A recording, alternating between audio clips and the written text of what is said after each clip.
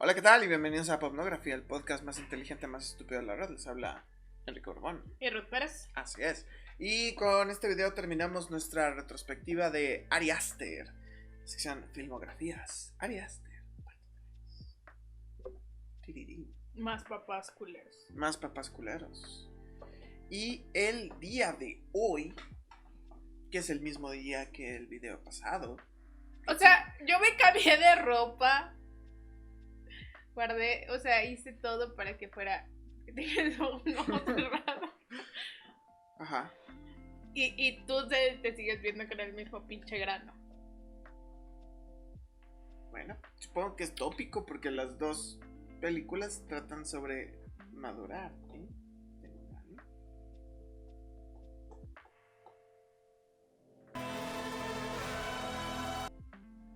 Hereditary es una película de 2018 dirigida por Ari Aster.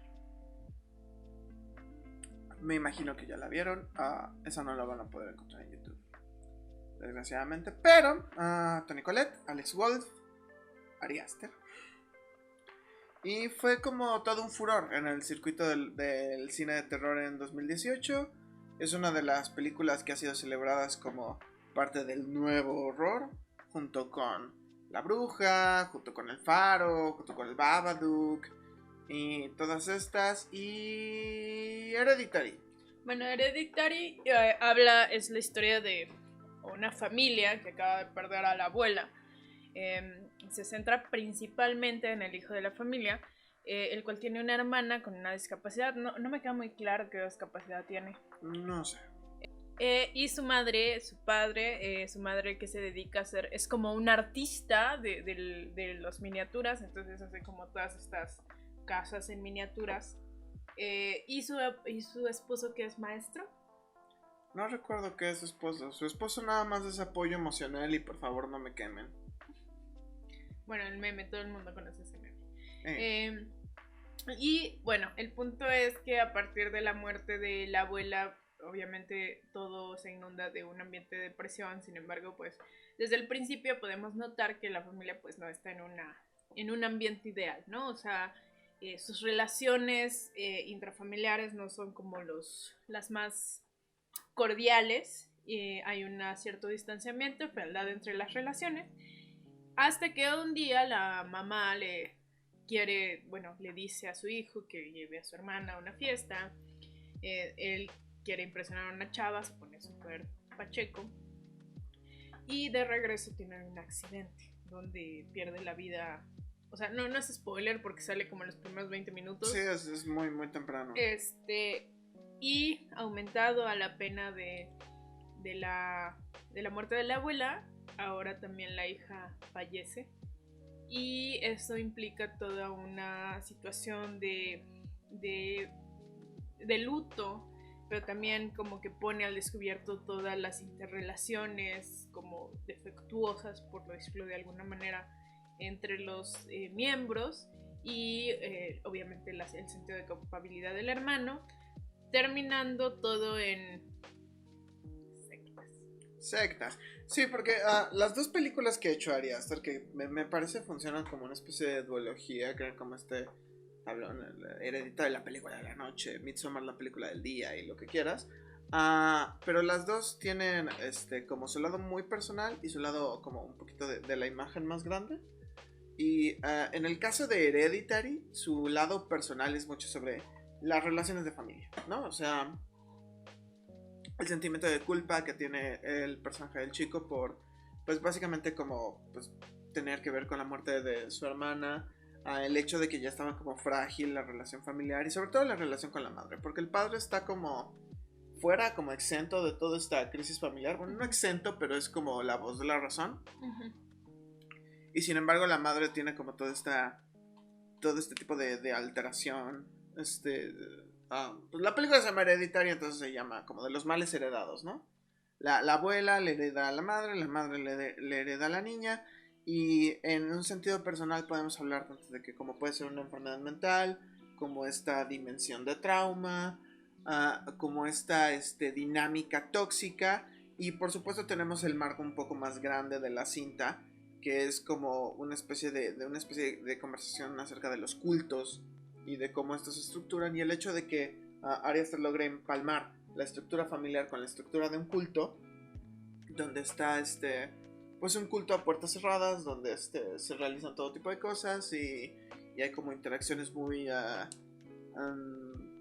enfermas entre los miembros de la familia, pues intenta como comparar las dos cosas. Es muy parecido como a los trabajos que tuvo en los cortos, sobre todo The Strange Thing About the Johnsons y Munchausen, que pueden ver nuestra retrospectiva de Ari Aster acá, ahí, sí.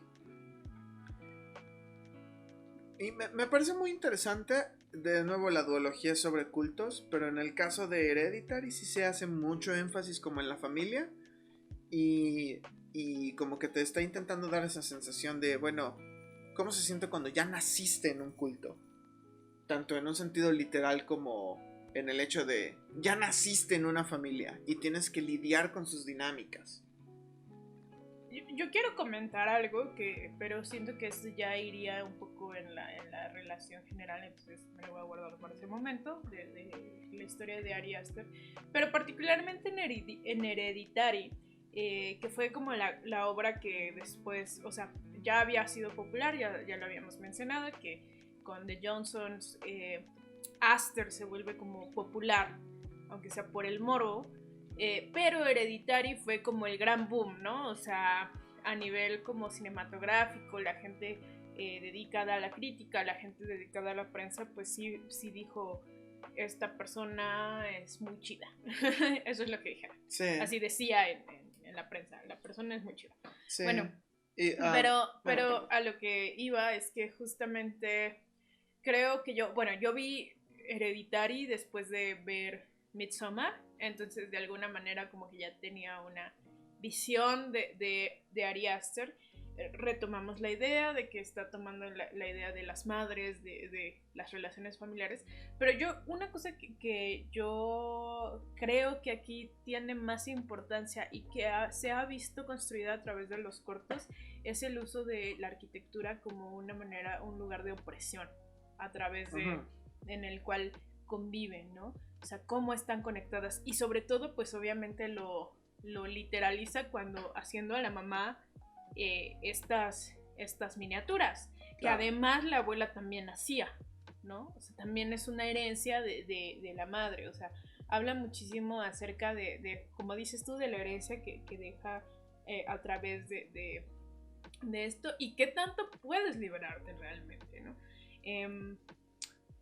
Me gusta Hereditary, no soy tan fan, o sea, creo que mi favorita es Midsommar, que vamos a hablar más adelante, pero creo que lo importante de Hereditary es que logra un trabajo acerca de la familia, de las interrelaciones familiares principalmente, que es exitosísimo y que además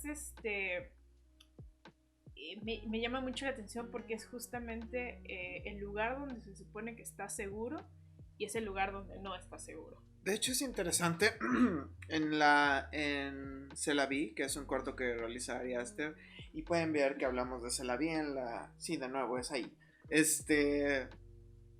Menciona a el personaje principal, es una cita de Freud que dice que el verdadero terror surge cuando el hogar lo vuelves no familiar. Y eso es como, si tuviéramos que resumir toda la obra de... ¿Por qué traigo un Durex? Si tuviéramos que resumir toda la obra de Ari Aster en una frase sería eso. Mucho de su composición es el acto de convertir una relación muy familiar en algo completamente no familiar. O sea, por ejemplo, en Bow, que también está... es el departamento, pero el departamento no tiene llaves. Entonces hemos completamente destruido la seguridad de este espacio. En el caso de The Turtle's Head, que pues, bien parece un pinche shitposting, pero bueno, la seguridad de este hombre es en su sexualidad. Entonces vulnera su sexualidad, aunque sea cagado, y el hombre desaparece básicamente, ¿no? Y en el caso de Hereditary tomas algo tan dado por hecho como la estructura familiar y no la perviertes, sino más bien como que destapas un lado como más, no quiero decir sincero, no soy tan cínico, pero sí su lado más desnudo, porque es una cosa que me gusta mucho de Ari Aster. desnuda muchísimo las emociones.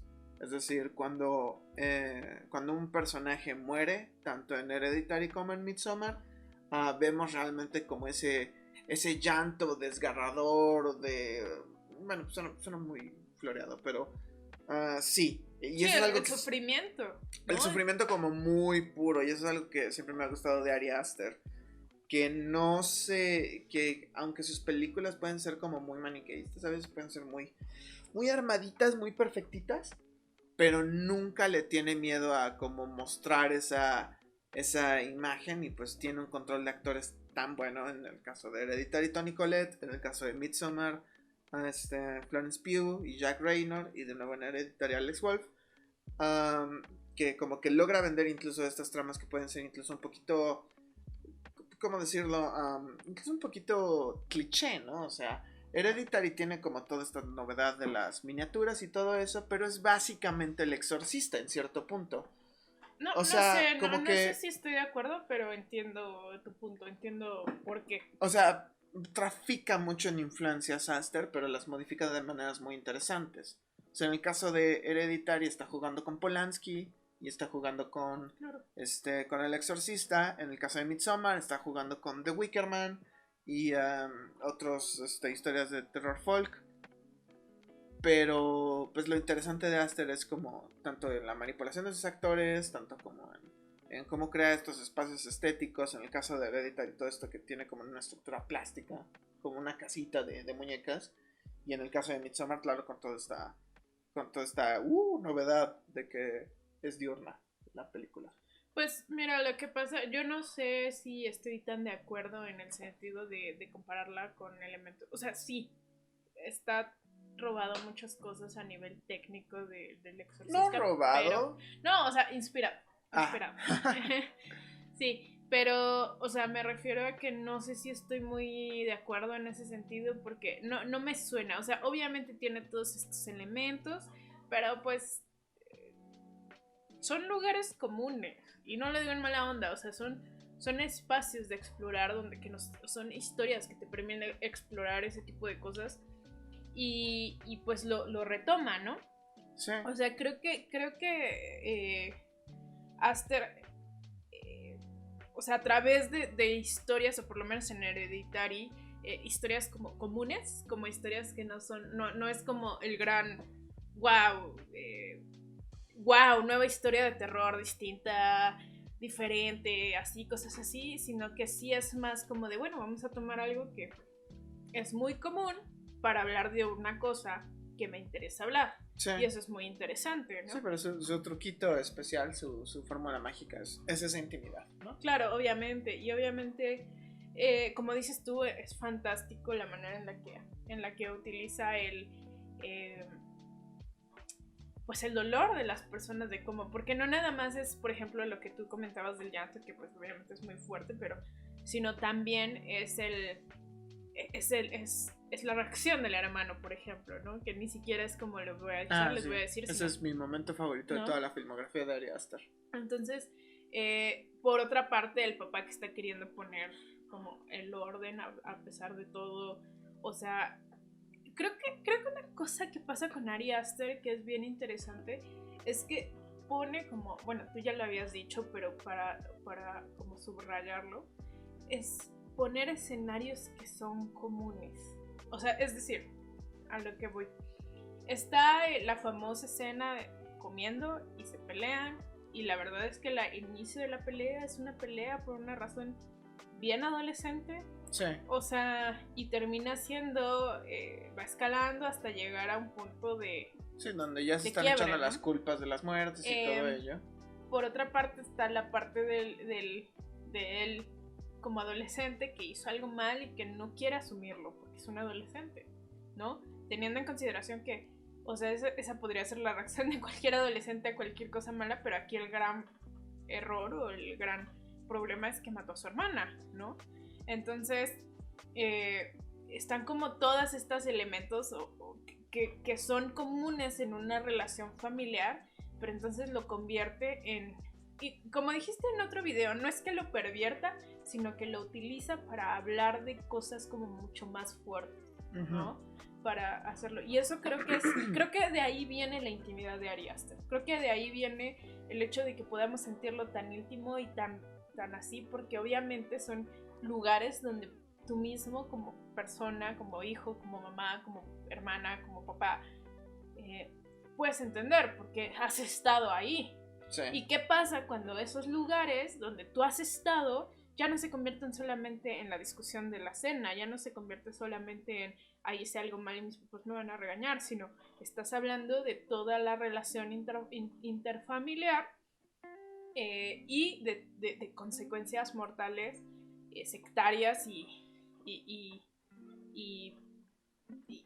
una consecuencia familiar pues, mortal. Sí, ¿no? porque por supuesto como el gran as bajo la manga de Hereditary, o más bien, no sé, es que hay algunos que dicen que ven esta parte de Hereditary y dicen, ahí es cuando me pierde, y hay otros que dicen, ese es el momento para mí, ¿no?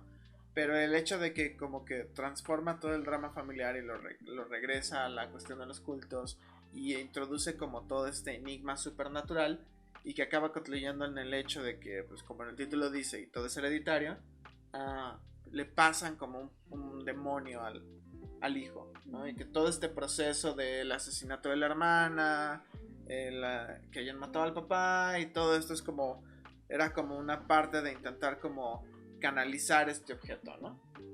Y pues es algo que, bueno, ahorita ya vamos a hablar de Midsommar, pero Ari Aster odia a los cultos y, bueno, y odia el espiritismo, odia el tarot, odia lo puedo entender, odia el paganismo y odia como todas esas cosas porque pues yo creo que Ari Aster, bueno, no voy a asumir, ¿no? Pero yo creo que de cierta manera Ari Aster como los ve como escapes psicológicos. Claro. De cierta manera, pues hay toda esta escena en Hereditary donde una de las, todavía no lo sabe el personaje de Toni Collette, pero una de las sacerdotisas del culto le dice, bueno, podemos hacer una sesión de espiritismo para que hables con tu hija y con tu mamá y puedas tener toda esta interacción.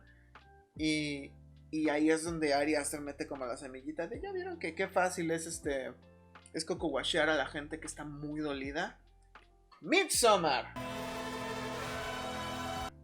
también conocida como Fight Club para ella. O sea, la Mean Girls 2. Mean Girls 2. No, es que yo siento que Midsommar, yo sé que parece una comparación muy extraña, moviendo, pero Midsommar es el Fight Club para mujeres en el sentido de que el mensaje de la película es totalmente lo contrario de lo que muchas personas sacan. Igual que Mean Girls, pero creo que es más Fight Club que Mean Girls porque no sé, o sea, perdón, tal vez estoy demasiado online y tal vez veo demasiado Twitter y me van a cancelar por esto, pero Midsommar no es goles. Tal vez sea la cuestión de que estamos terminalmente online. Que Midsommar se ha convertido como una película de admiración muy interesante porque obviamente no se van a nombrar nombres, pero sí se ve mucho de güey. Midsommar es increíble porque es una historia de dejar a tu novio y de encontrarte con gente que sí te apoya y todo eso. Y Midsommar se trata de una chica que sufre un trauma tan grande y tiene tan poco apoyo en su vida que la convencen a un culto mágico supremacista blanco en medio de Suecia. Sí, no, pero yo creo que ni siquiera tienes que integrar nombres porque hay una cantidad es un discurso considerable muy común. Así como Fight Club se volvió 1 millón de imágenes de Tyler Durden de no eres lo que compras y la película se trata sobre caer en actos terroristas, Midsommar es sobre caer en un culto, igual que Hereditary. No, y de manipulación de las personas. O sea, y vamos a ser muy sinceros, o sea, la mayor parte de goals proviene de un sector como de mujeres. Entonces, sí, es bien difícil porque yo no puedo creer que haya esa interpretación. O sea, es que mira, es difícil porque es como cuando ves Fight Club y dices, güey, quieres ser Tyler Durden y dices, güey, pero justamente de eso bueno, pero no me voy a hay un video extraordinario hecho por Curio, se llama el canal, en el que exploran Midsommar justo desde este plano de que es un, o sea, no es un reclutamiento porque los Herga no existen, pero pero sí menciona que es como una especie de exposición de cómo una persona cae en un culto, desde el punto en el que tienen un evento muy traumático, se les acerca un reclutador que los lleva, se vuelven como, les dan importancia, los convierten como en esta figura importante y a través de ello los van coco-washando y los van separando de su mundo. Y bueno, el video de Curio es excelente, no sé cuál era mi punto, espera. Y uno de los puntos que Curio expone es que es muy, muy, muy, muy bueno y muy efectivo y excelente que tanto la protagonista haya sido una mujer, que es Florence Pugh, y es la mejor actuación de su carrera junto a Mujercitas. Excelente Florence Pugh.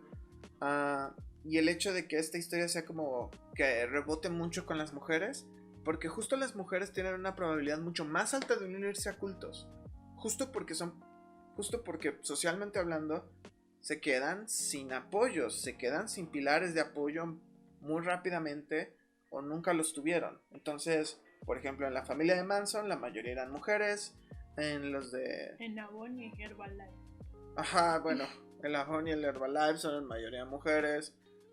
Todo esto de la superación personal, normalmente los speakers, los exponentes son hombres, pero la mayoría de la audiencia son mujeres, porque hay esta condición sociológica en la cual a las mujeres se les deja solas y entonces caen en cultos, y Midsommar es lo que está intentando exponer. Así como Fight Club intentaba exponer que es muy fácil que un terrorista te diga: oh, la sociedad te ha hecho débil, luego entonces tienes que unirte a nosotros. Es muy fácil que un culto te diga: estás sola, aquí vas a estar acompañada, bienvenida, nada más te vamos a picar a los 72. No, o sea, podríamos echarnos un video de todas las razones por las que se caen esos discursos siendo mujer, porque, y sobre todo, mira, nada más voy a decir esto para ya empezar a hacer el análisis ya más allá de Midsommar, pero también yo creo, y justamente así como tú recomendaste, yo recomiendo el video de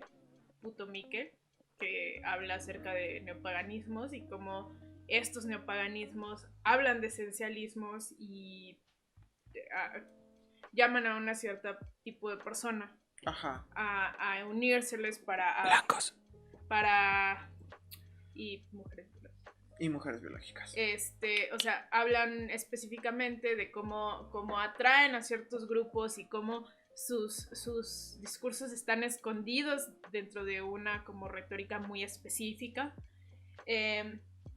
Y de hecho, pero entiendo muy bien por qué funciona, ¿no? O sea, estamos hablando de un lugar, obviamente, de que el güey, el protagonista, bueno, el coprotagonista de Florence Pugh, pues fue un culero al principio de la película, sí, te cae mal, pero espera. Entonces, cuando avanza la película, pues tú traes, como decías, una persona y de repente se convierte en un objeto que solamente está hecho para procrear y no sirve para otra cosa, y entonces lo matan, y entonces es como la venganza de esta chica. Por otra parte está como toda esta escena donde está bendiciendo la fertilidad y es una danza entre puras mujeres, y es como de, oh, no es hermoso que todas dancemos para hablar de la fertilidad y todo eso es hermoso, y es como, o sea, justamente el punto es que a ella se la ganan con eso, porque sí, el güey había sido un culero con ella, y entonces le dicen, oh, ya ves, ahora aquí tus hermanas estamos contigo y todo eso, y entonces despersonalizan al vato completamente, la ponen en un sentido de histeria donde hacen sentir que la están acompañando cuando en realidad no la están acompañando, donde son las únicas que señalan su dolor, pero ¿a qué costo, no? ¿A qué costo humano? Entonces, eso es lo único que voy a decir. Se me hace una tontería ponerlo como goals, pero bueno, ya hablemos de Midsommar como dentro de, sí, del aspecto más... Siento que la razón por la cual Midsommar es goals es porque hay una cuestión social patológica muy grande en relación a todo esto, porque pues también hay hombres que ven a Midsommar como goals X, pero sí hay una cuestión de como abandono y de maltrato, el patriarcado, pues, o sea, en el que la mujer es esto y el otro y el otro y el otro y el otro, pero pues por supuesto, como tú lo dices, o sea, el culto te gana, te hace sentir acompañada y vale madres. Y como dices como lo que mencionaba el puto Miquel, es que parece, estos lugares como neopaganos, cultistas, parecen una alternativa, porque entonces te plantean así de, nosotros no somos como su sociedad, nosotros no somos, entonces te plantean que no es así, pero y sí, no son como su sociedad relativamente, pero de todas maneras tienen unas ideas que son muy culeras. Ajá, y sin embargo, o sea, en el caso específico de Midsommar, las mujeres Hergat tenían como tenían una estructura femenina muy clara, o sea, claro. La que cocina, la que cuida al bebé, la que nada se dedica a obtener al hombre, o sea, es una estructura muy europea y muy clara, o sea, pero pues se ganan a Florence Pugh. Nuevamente, como las películas de Ari Aster, ahorita empezamos como con el marco grande, que es como esta estructura de los cultos y de cómo la manipulación de la gente. Pero también tiene esta estructura personal que mientras que en Hereditary no puedes escapar de tu familia, es imposible. En este caso es como el dolor de un lazo romántico que simplemente no es idóneo. O sea, el hecho de que acabo de decir no significa que vaya a defender al personaje de Jack Raynor, a Christian. Ni a nada de eso, o sea, realmente es lo más inútil del mundo convertir esta conversación en un pero él hizo esto, pero él hizo lo otro, pero en la versión extendida, pero robó la tesis, sino, o sea, nadie está diciendo que Jack Raynor sea una buena persona, sino que él nada más es como un pilar fracasado, o sea, es un fracasado. No, yo creo que... Pero no merece ser un oso. Yo creo que más bien es un punto de más que un fracasado, siento que es una representación y es un umbral, ¿no? Uh-huh. O sea, estamos hablando de que es la única hasta donde nos lleva la película, es el único relación personal que tiene el personaje de Florence Pugh después de esta gran situación, y es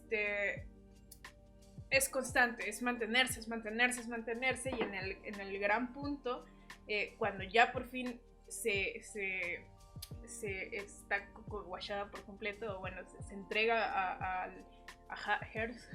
a los Herg, es cuando lo abandona. Entonces también es como esta idea de abandonar eso, porque no solo, o sea, es tu ayuda, pero también es un peso, es pareja, es todo eso, pero también es un peso porque no le está ayudando, porque claro, le está... Entonces realmente también puede ser una interpretación de su vida fuera de eso, ¿no? O sea, de todo lo que se está cargando, y entonces en el momento que lo quema significa que pues ya, lo abandonó por completo la estabilidad, bueno, no estabilidad, pero lo que significaba la vida para entregarse a esta comunidad, ¿no? Sí, sí. Y por otra parte, pues también es el umbral, porque es el punto de entrada a este espacio. Claro, y creo que también hay un aspecto muy importante en Midsommar, que es como toda esta cuestión de la muerte, ¿no? Es muy claro, o sea, la primera secuencia es toda esta discusión que tiene Danny, que es el personaje de Florence Pugh, con su hermana, que no le está contestando, y resulta que lo que hizo fue un doble homicidio-suicidio. Sus papás, ella, idéntico que en este otro corto de Ken Celavi, aquí está, uh-huh. El otro corto de Aster. Y pues por supuesto ella, esa es como su mayor marca como persona. Pero lo interesante es que cuando se integra a los Herga y cuando ve la vida Herga, se da cuenta de que la gente tiene un rol, ¿no? Pero el hecho de que la gente tiene un rol la tranquiliza mucho. Como... Sí, claro. O sea, y sobre todo es muy interesante la escena de los suicidios, cuando las personas mayores de 72 se avientan a un barranco. Una cae de cara, no la libra, el otro cae de piernas y lo tienen que rematar. Y sin embargo, todos están de, oh, what the fuck. Y el personaje de Christian está de, oh, no, interesante para mi tesis. Pero el personaje de Dani está como entre capturado por el hecho de la relación con la muerte, y también fascinada por la idea de que cuando ellos explican, bueno, es que aquí la gente tiene una vida que embona con lo demás. O sea, ella acaba de salir de una vivencia en la cual pues parece que la vida no tiene significado y puede ser retirada cuando sea. Y en cambio aquí se está viendo una comunidad donde la vida tiene sentido, donde tiene un rol, donde no está sola. Claro. Entonces, incluso aunque estamos viendo un acto de total brutalidad, siempre que la cámara se va a Florence Pugh, no es asco lo que vemos. No está tan mal. Creo que es mejor que te aplasten la cabeza a los 72 que lo que estoy sintiendo yo ahorita. Y no sé cómo Ari Aster construye este personaje tan complejo. Porque pues tampoco caemos en el estereotipo de la niña cocoguachada, como lo hace Tarantino en Érase una vez en Hollywood. Claro. Que pues nada más son niñas cocoguachadas y están locas y es bueno romperles la cabeza. En cambio el personaje de Dani es un personaje extremadamente trágico. Porque desde el minuto 1 está sola. Sí. Fíjate que me acabo de recordar de un video, o sea, lo vi hace mucho y no recuerdo exactamente cómo para decirles, sobre la vida de una chica que vivió en un culto desde que nació, y era un culto donde eran puras mujeres. Entonces ella comenta que no sabe que existían hombres hasta que tuvo como 17 años. Entonces ella les dijeron que su fin último era tener hijos, y que la manera en la que tenían hijos era mientras más trabajaras y fueras más obediente a las reglas, Dios te iba a premiar con un hijo, ¿no? Entonces, no sé, la verdad es que como era una animación, no sé según yo, si era real, no lo sé. Entonces llega un punto donde ella trabaja tanto que se vuelve como una especie de vigilante de las afueras de donde vive, y es la primera vez que ve un hombre, porque aparte pues no sabía que era un coche, no sabía que eran estas cosas. Y la maestra la encuentra, se la lleva, no sé muy bien cómo pasa, pero el punto es que al final a la maestra se la encierran porque ella secuestraba niñas para llevárselas a este lugar. Y se va ella con el chico que se encuentra, se enamoran y tienen una relación. Pero entonces cuando él o sea, terminan, ella le causa un dolor muy grande y lo que dice es: quiero regresar a donde estaba, porque era un lugar seguro, porque no me iban a romper el corazón ahí, porque no me iban a traicionar, no me iban a dejar en abandono, porque aparte ya no tenía familia. O sea, ella sale de ahí, no tenía familia, y se va a vivir con él completamente, y era el único como soguita que tenía, ¿no? Sí. Con ella, y entonces tiene y entonces se piensa, oye, pues si yo estaba mejor ahí, porque ahí no me iba a pasar esto, y habla con una de sus compañeras y su compañera dice lo mismo y otra le dice, pues que no quiero saber nada de ti, y entonces es como todo este proceso que podríamos comparar un poco, ¿no? Porque entonces, como tú bien dices, o sea, prefiero vivir aquí y no tener ningún otro dolor que plantea el mundo exterior cuando tú vives en este sistema, que tener que vivir en otra posición, ¿no? Donde van a pasar cosas como las que pasaron, ¿no? Entonces es muy interesante. Ahora, no nada más, obviamente se está haciendo una crítica a muchas cosas, porque también se está haciendo una crítica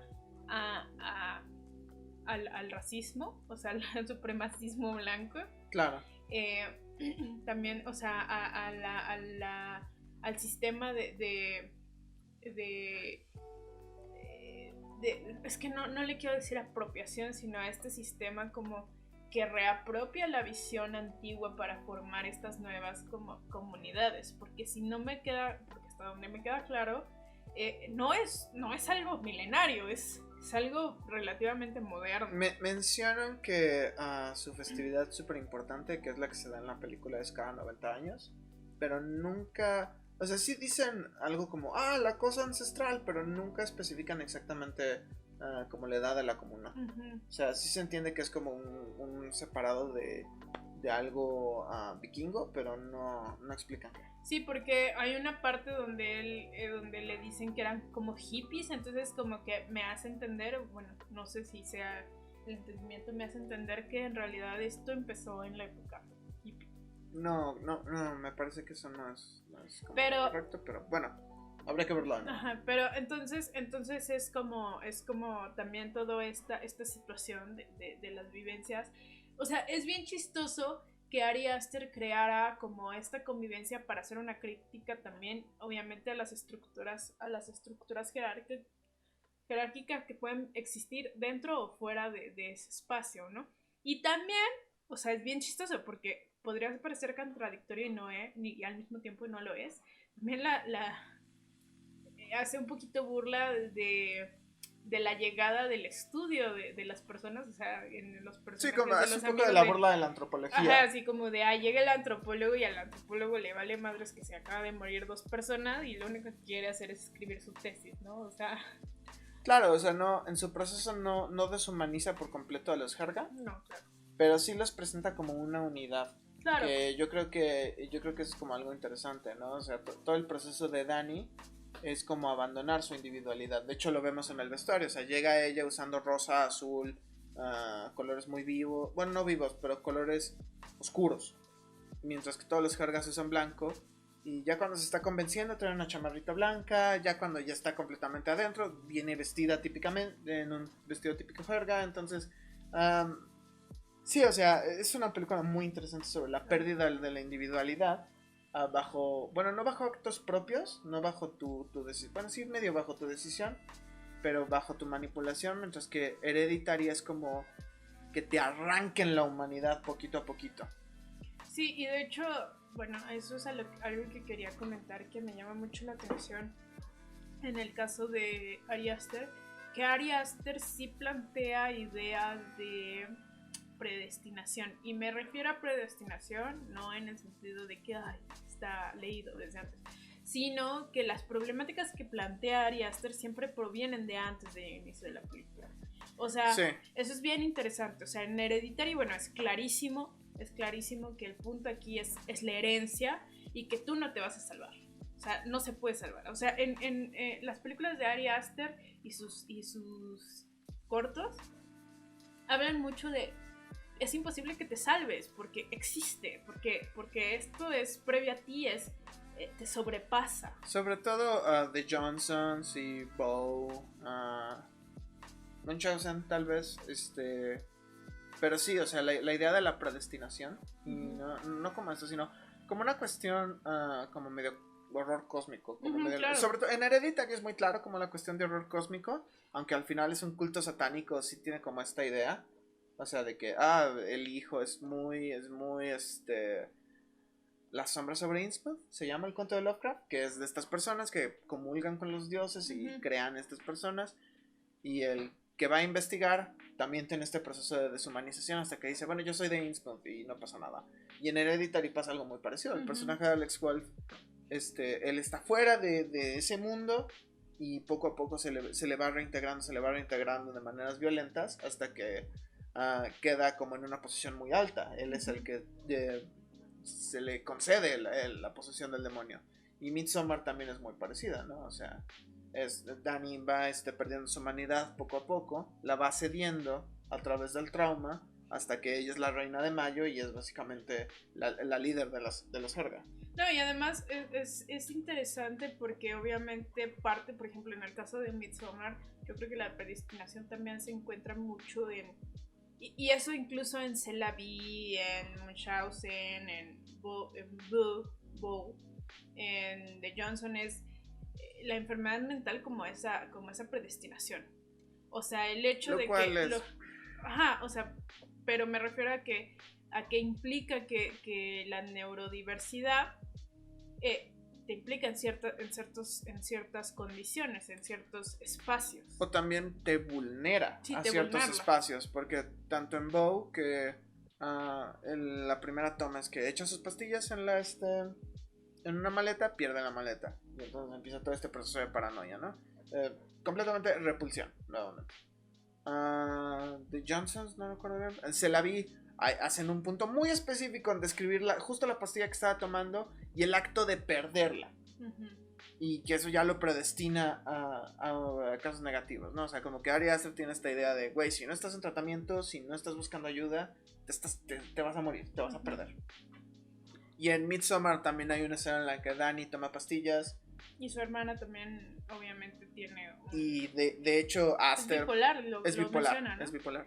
Y Aster, de hecho, como que voltea incluso su propio cliché en el hecho de que en Midsommar las drogas se usan tanto para pues, intentar evitar la depresión, tanto como para sugestionar. Claro. Y así es como logran violar, porque es un acto de violación, claro. a Christian. Y logran sugestionar a Dani al punto en el que comete esta traición. Claro, obviamente. Sí, no, o sea, me llama mucho la atención porque justamente esta idea, que muy bien dices, yo le diría muy lovecraftiana de horror cósmico, se da la vuelta. O sea, en el horror cósmico de Lovecraft, que tiene sus problemáticas porque implica que la raza blanca es heredera y que cualquier otra raza que no sea blanca no tiene acceso a eso. Sí.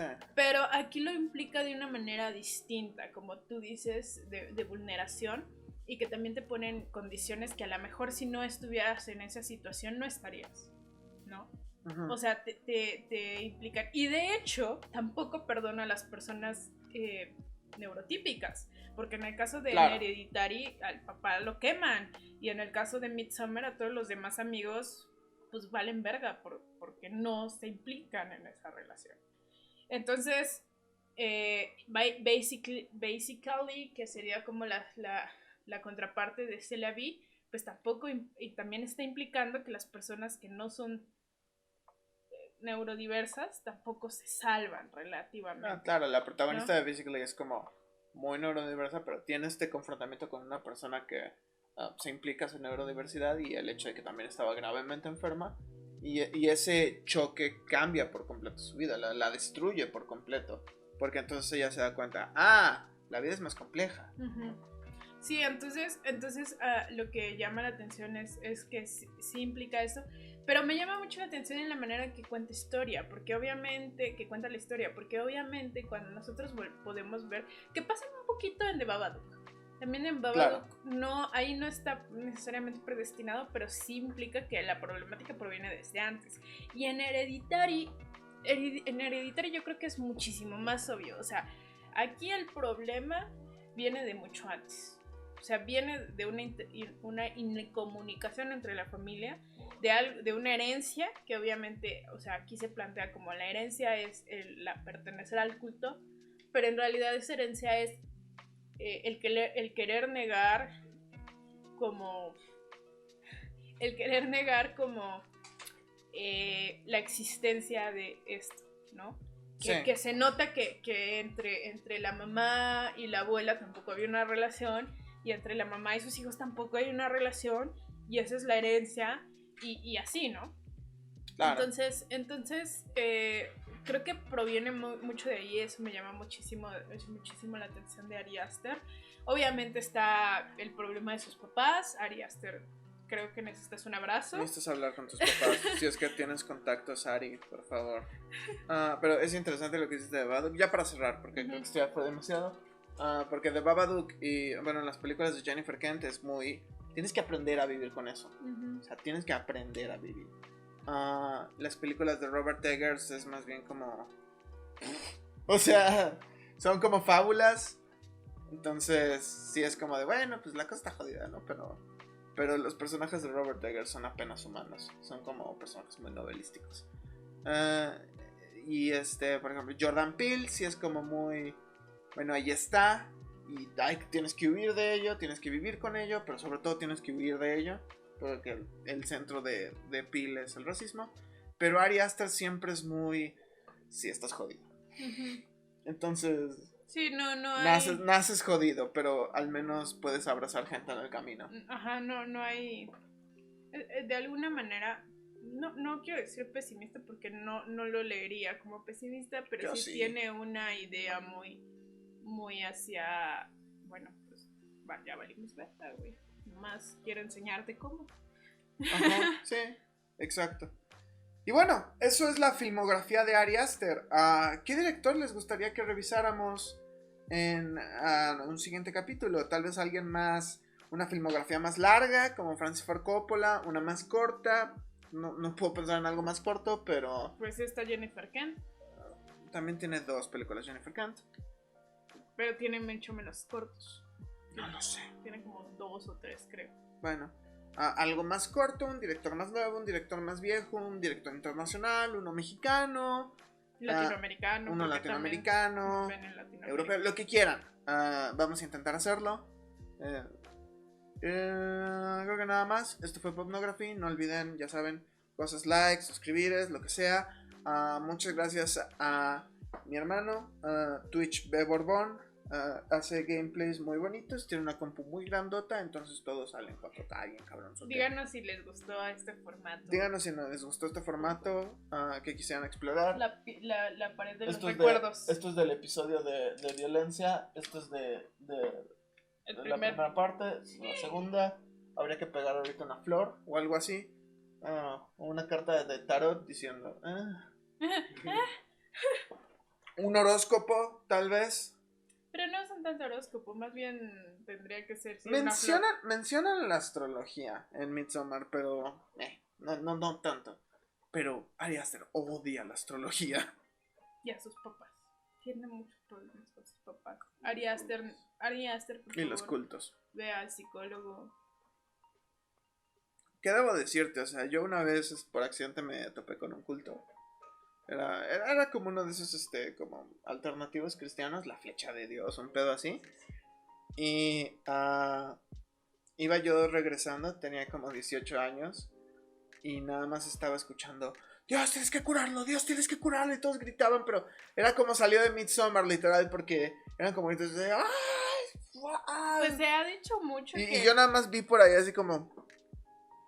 Y una persona nada más volteó y dijo: ¡hey, tú no quieres unirte! Y yo ¡ay! Salí corriendo. Entonces, cuando vi Midsommar fue como...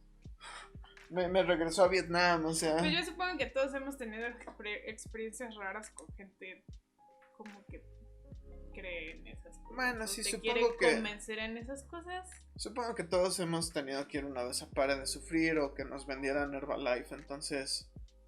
En fin, como ya había dicho, esto fue Pornography de Borbón. Las redes con nosotros. Suscribir, comentar, todas las cosas bonitas. Ya vamos a dedicar más videos, ya tenemos preparados varios, entonces. Lo que ya dijo. Les habla Enrique Borbón. Ruth Pérez. No lean el horóscopo. No vendan Avon. Niñas, Midsommar no es goles. Bye. Vamos a quemar a Enrique ahorita en una cita. Adiós.